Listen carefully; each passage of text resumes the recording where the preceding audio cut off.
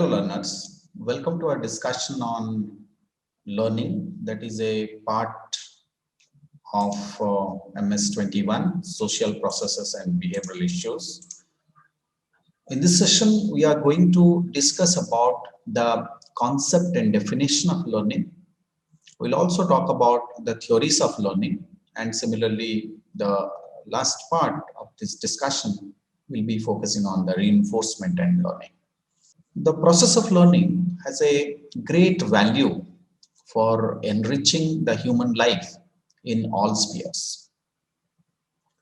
All activities and behaviors that make personal, social, and economic life peaceful and pleasurable are actually being learned. So learning affects the human behavior, especially in organizational setup. There is little organizational behavior that is not either directly or indirectly affected by learning. For example, say, a employee's skill or a manager's attitude, or if we see a supervisor's motivation. These are all being learned. Our ability to learn is very important to organizations which is preoccupied with controlled performance.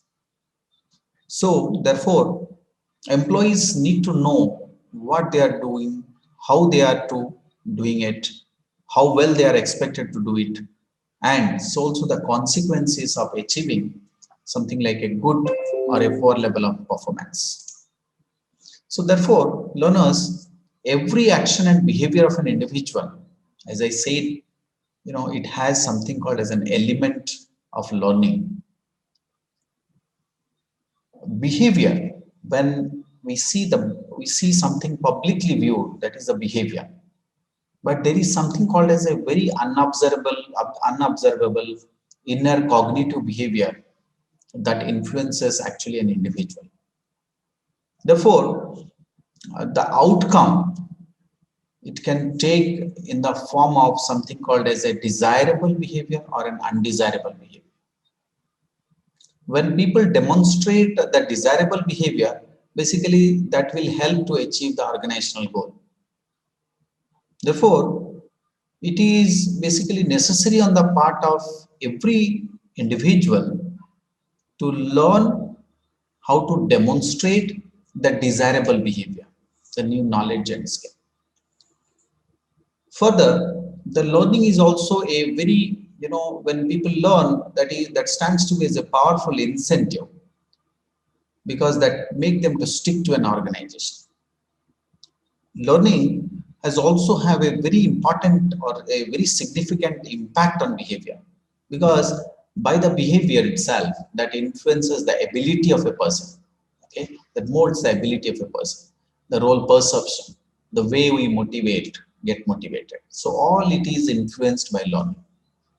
Therefore, learning actually is very important in terms of knowledge management, because it enhances our capacity to gain, to share, and to utilize the resources. The learning, especially when we are referring about learning organization, this got to be popular during 1990s. When we are referring to learning organization, it is a configuration of policies and structure that actually encourage individual learning. Okay, organization can be regarded over here having the capability to ensure that the members of the organization are able to learn. Okay, now let's talk about how to identify the cues of learning. Learning basically covers virtually any kind of behavior, and it is concerned something when you are acquiring the knowledge, acquiring the attitude, the values, okay, acquiring the responses, acquiring the skills, that's called as the motor skills. Okay, learning is defined also, it is something as a very, it is something as to be called as a permanent change in behavior. When you learn something, it changes our behavior. and behavior is demonstrated by experience. Okay, so the concept of learning, actually when you are referring to organizational behavior, it is having a very significant influence that we do. The concept of learning also happens in different contexts, because learning refers actually to the process of something when we acquire the response basing on to a situation which we have or have not previously encountered with.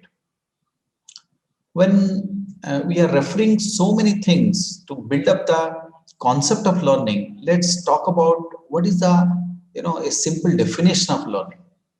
The simple definition of learning is, it is something called as, when we learn, when we gain something, it influences our behavior. There is a change in our behavior, and that occurs as a result of our experience. Okay, therefore, as I say, learning equal to the relatively permanent change in behavior. Okay, so one cannot see the process of learning, but we can see a noticeable change when we demonstrate that learning in action, in the form of behavior. That means, actually, when we see the changed behavior in an individual, then you can see that there is some learning has taken place. Okay, therefore, learning as a concept, it is abstract and it is a theoretical one, and we cannot observe directly that how learning is taking place. But learning is always as I said, it is a permanent change in our behavior. Say, for example, in a work organizational setting, okay, the way the organization norms are there, okay, that actually the organizational norms that sets or creates a base for determining the employees what is being expected from them, what is desirable from them, what is not being desirable from them. Okay, so therefore learning is the process by which the people gain necessary skill, knowledge, attitude, and behavior. Okay, and they demonstrate it in an organization. Okay, that will drive them towards the desirable behavior itself, so that the organization can stand protected. Okay, people, actually, if you relate learning actually with employees or people, everybody, you, me, everybody, we learn at our own pace, we learn at different rates, at different points of time we learn. Say, now when you continue your a program for learning, you might have been, you have chosen a time which is very suitable for you, so that you can devote your time and efforts. So similarly, it varies also in different stages.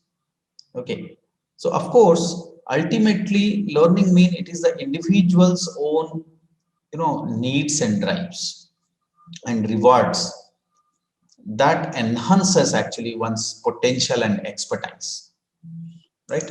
So now when we refer about the components of learning, for example, learning basically involves change. Okay, the change may be for, when we learn something, it may change for a good, or it may change for something bad. And every kind of learning, actually not all the changes reflect the learning, because when we say that learning has actually happened, that means the change that is taking place, it should remain with us for a long time. It should be relatively permanent. When we learn, learning gets reflected in our behavior, because a change in the process of our thought, process of our way we demonstrate, okay, if it is not accompanied by the behavior, then obviously we cannot say there is no learning. Okay, therefore, whatever you learn, it is not that just we put it in our brain, but rather we have to put it in our action. And any change in behavior need to result from experience, practice, or training. And learners, another point is, learning actually occurs throughout one's life. It is not that only learning happens for up to post graduation or MPhil or a PhD degree, but learning occurs throughout employee's life. Normally you and me learn, and when employees learn like us, they acquire something called as explicit or a tacit knowledge. Explicit and tacit knowledge. Explicit knowledge mean it is communicated from one person to the another one, and here in explicit knowledge, it can be, you can write it down and provide it to others, and majority of the people actually they apply the tacit knowledge.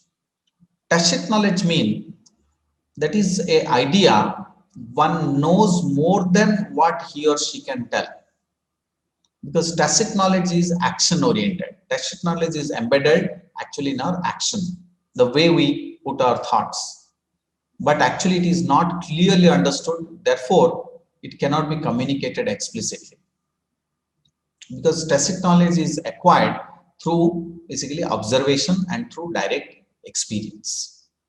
So actually most of the knowledge whatever organization gets or organization has is tacit, and one of the challenge in the field of knowledge management is to make implicit knowledge, right, the tacit knowledge explicit, so that it can be stored and it can be shared. So this is about the the kinds of learning, the two kinds of learning.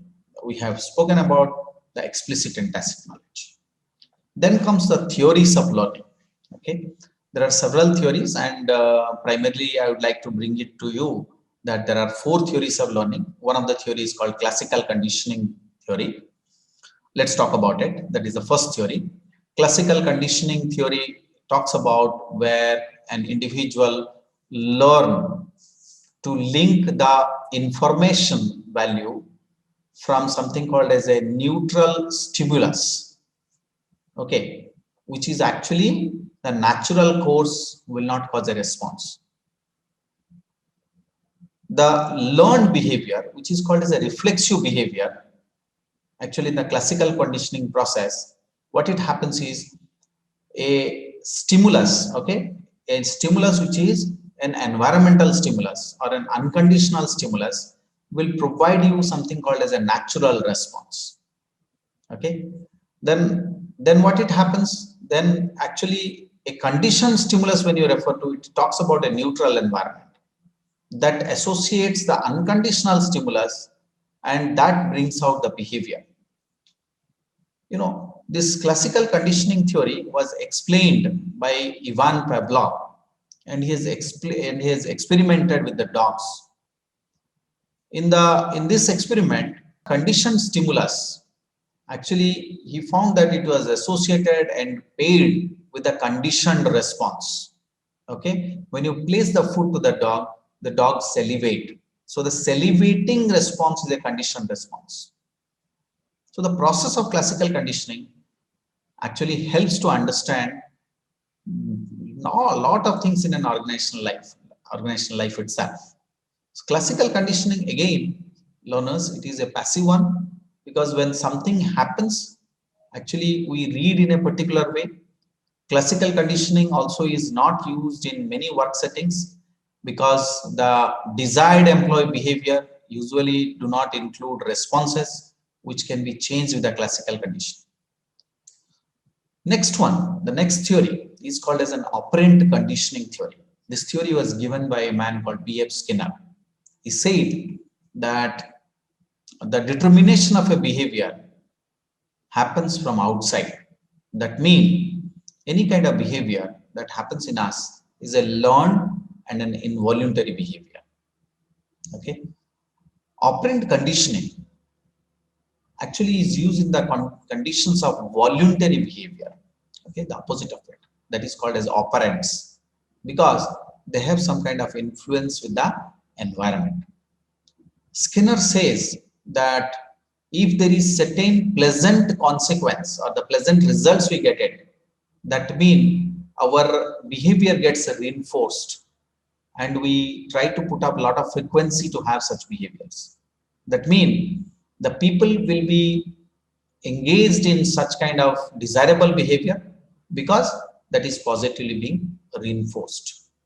Further, if there is something called as an undesirable behavior, okay, like when they find that there is something as an undesirable behavior which is punished, actually that people also stops reacting in the same way, right? So this is called as a operant conditioning theory. The third theory talks about the social cognitive theory. This theory was given by Albert Bandura.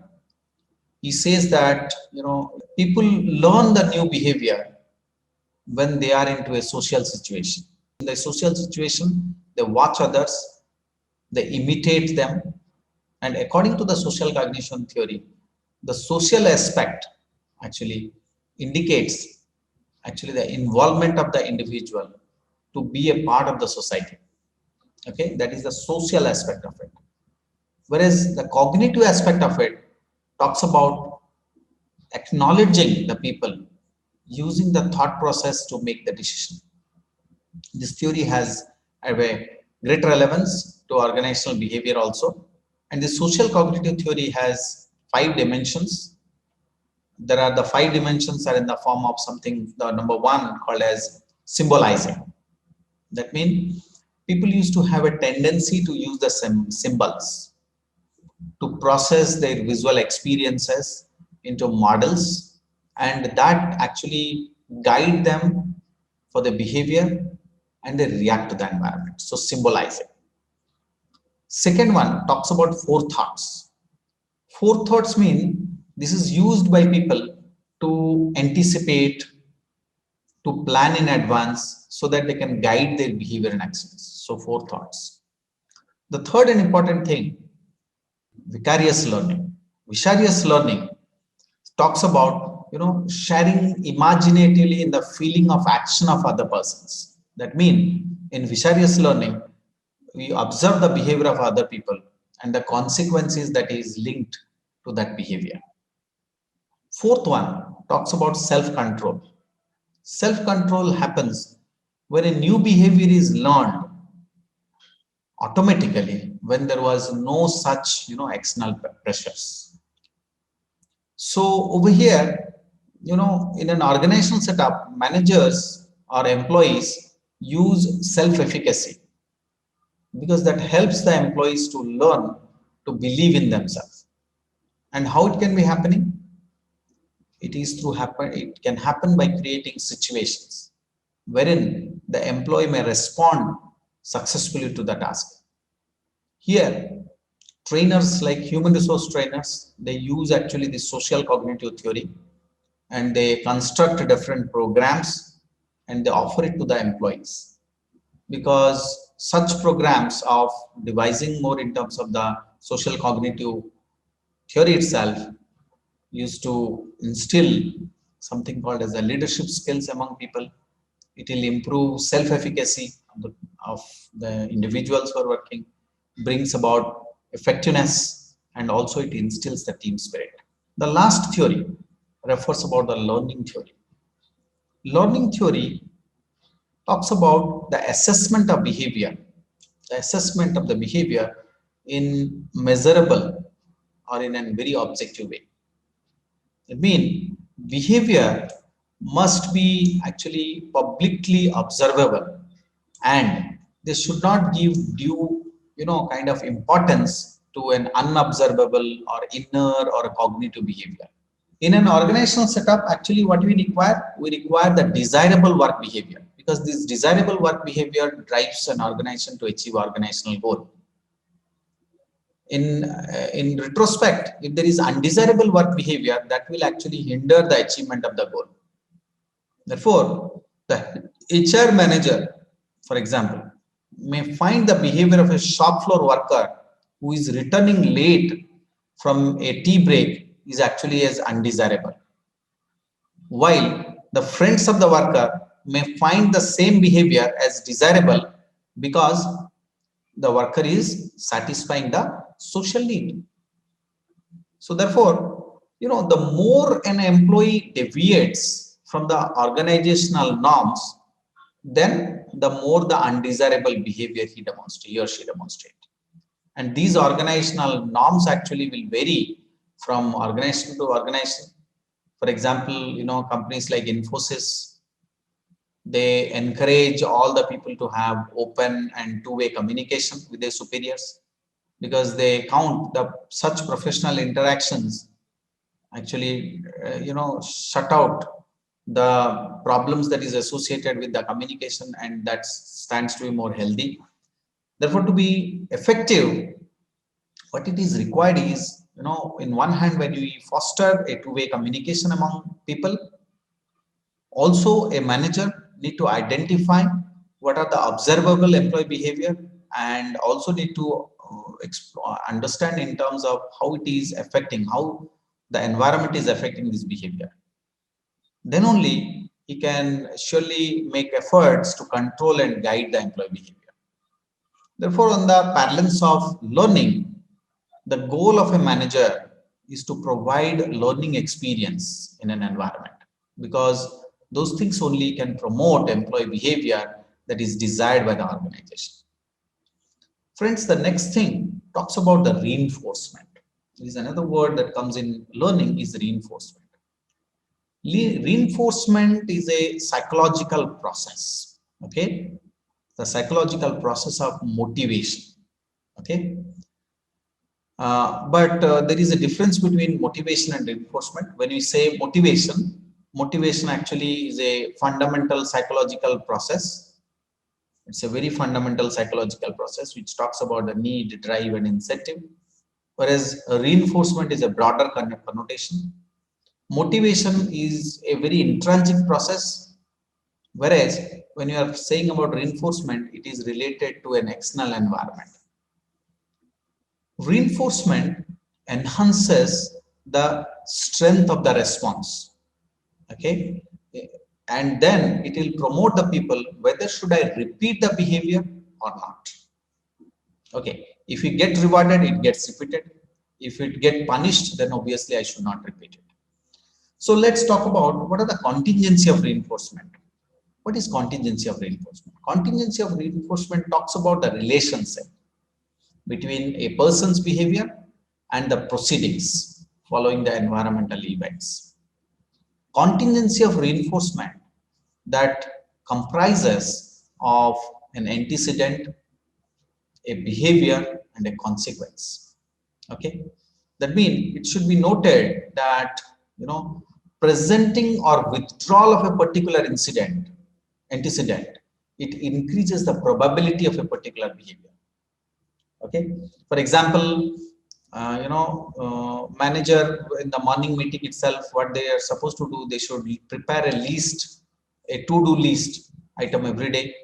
This list itself is an antecedent, because this to-do list will help him and his people to organize the job and task for the day, and that will also call attention on a specific behavior. Okay, this is about the antecedent. The consequences will be the result that he get it. The result may come either in the form of a positive accomplishment of the goal or a negative accomplishment of the goal. Okay, so reinforcement, and there are other two words like punishment or extinction. Reinforcement, punishment, and extinction. These three words actually they are the key role in learning process, because reinforcement is used when it enhances. When reinforcement is used, it enhances the desirable behavior. While when we punish people or when we kick people out, that is extinction. These are all employed to minimize the undesirable behavior. Okay, so reinforcement, therefore, learners, it is an attempt to develop or strengthen the desirable behavior. And therefore, when we talk about the types of reinforcement, there are two types of reinforcement. One is called as a positive reinforcement, and the other one is called as a negative reinforcement. When you do a positive reinforcement, that means it will strengthen and enhance the behavior. Okay, positive reinforcement actually is based on a set of principles. One is called as a principle of contingent reinforcement. This contingent reinforcement talks about that the reinforcer need to be admitted only if the desirable behavior has occurred. The principle of immediate reinforcement says that the reinforcer will be most effective if it is admitted or administered immediately. Once the desired behavior happens, then you immediately reinforce it. The principle of reinforcement size talks about that the larger the amount of reinforcement delivered after the desired behavior, we can see a more effect. The principle of reinforcement deprivation talks about another important point, that the more a person is deprived from the reinforcer, the greater the chance it will have a future occurrence of the desired behavior. This is about the positive reinforcement learners. When you refer about the negative reinforcement, the very meaning of negative reinforcement says about that there is an unpleasant event which is preceding a behavior and is removed when the desired behavior is occurring. Normally, we see this negative reinforcement in organizational life and so also in our personal life. Supervisors normally they apply the negative reinforcement. Okay, when they stop criticizing employees actually whose poor performance has improved. Negative reinforcement in our personal life, you will see it happens when parents give to their children the tantrums, especially in public places. Okay, so therefore, the both, when you talk about the reinforcement, both the positive and negative reinforcement, actually they are the procedures or processes that strengthens or diminishes the behavior, the expected behavior. When we say positive reinforcement, that strengthens or increases the behavior by the presentation of desirable consequences.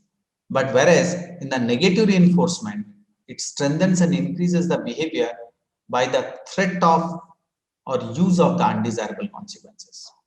Okay. Negative reinforcement is also sometimes, it gets confused with punishment, because both of them, they use actually unpleasant stimuli, that is kind of a punishment, to influence the behavior. Therefore, friends, in this session, we spoke about three important things. One is about the concept and definition of learning. Second one, we referred about the importance of the learning in this way, and we have identified the cues of the learning.